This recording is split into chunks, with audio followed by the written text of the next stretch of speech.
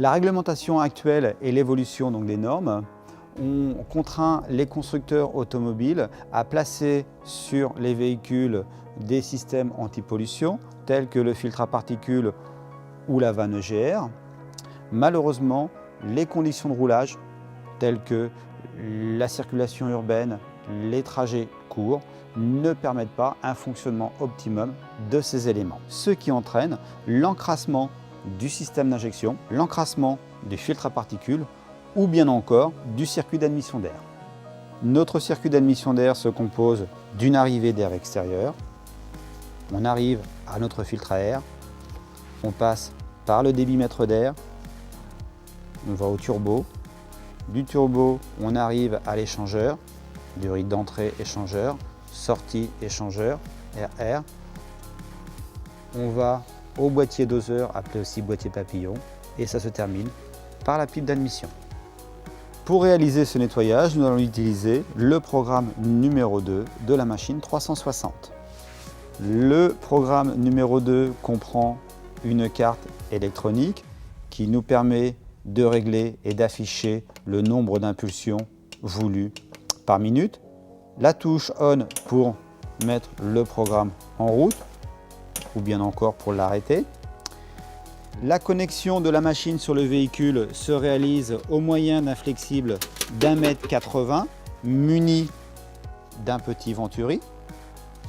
Ce flexible est connecté sur une connectique rapide dans l'espace de rangement des accessoires admission.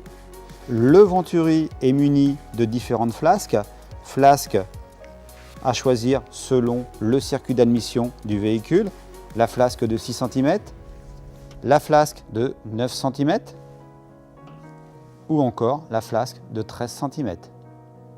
Dans le cas où le véhicule comprend 2 circuits d'admission, on a possibilité de rajouter un deuxième venturi.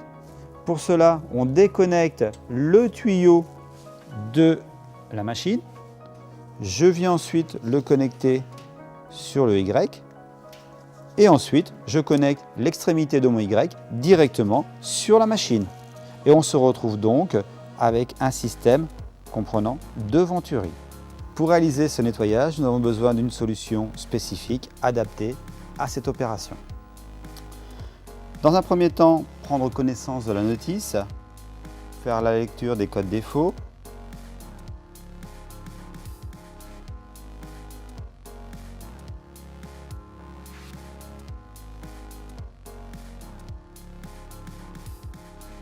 puis repérer l'emplacement du venturi sur le circuit d'admission.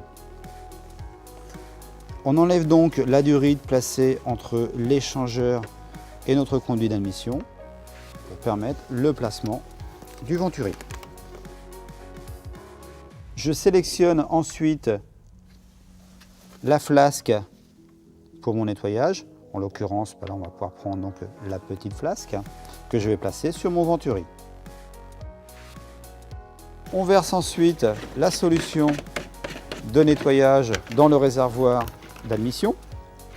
Nous allons donc placer le venturi. Pour cela, mettre le véhicule en marche, ce qui permettra donc l'aspiration et le plaquage du venturi sur donc la conduite d'air du moteur. Dans certains cas, nous sommes obligés de débrancher électriquement le débitmètre pour permettre au moteur de tourner de façon régulière. Puis on connecte la machine à la batterie.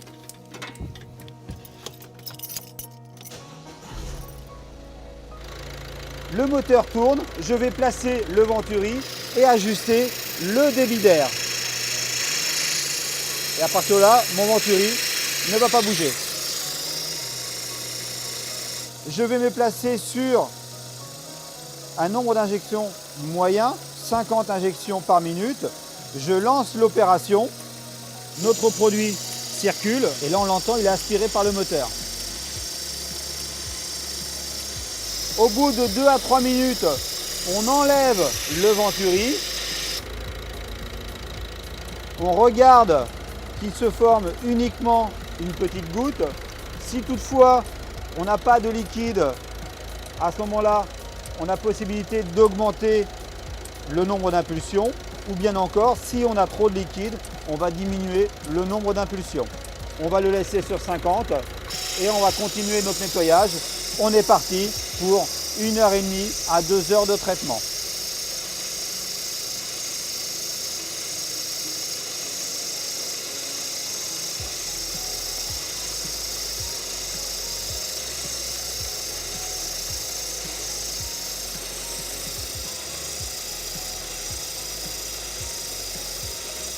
Notre nettoyage est terminé. Nous n'avons plus de produit donc dans le bocal.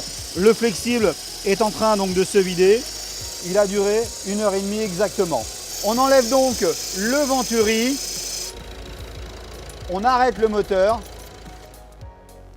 Ne pas oublier bien évidemment donc d'arrêter donc la machine. Si toutefois on l'a laissée telle quelle, au bout de 2 heures de traitement, elle émet un signal sonore et elle s'arrête d'elle-même. On débranche la machine électriquement. On remonte donc la durite. Une fois le véhicule remonté, on n'oublie pas de refaire une lecture des codes défauts et ensuite réaliser un essai routier. Sur ce premier kilomètre, on roule à un régime moteur compris entre 1500 et 2000 tours. Puis après, on va accélérer progressivement jusqu'à 3500-4000 tours pendant 3-4 minutes.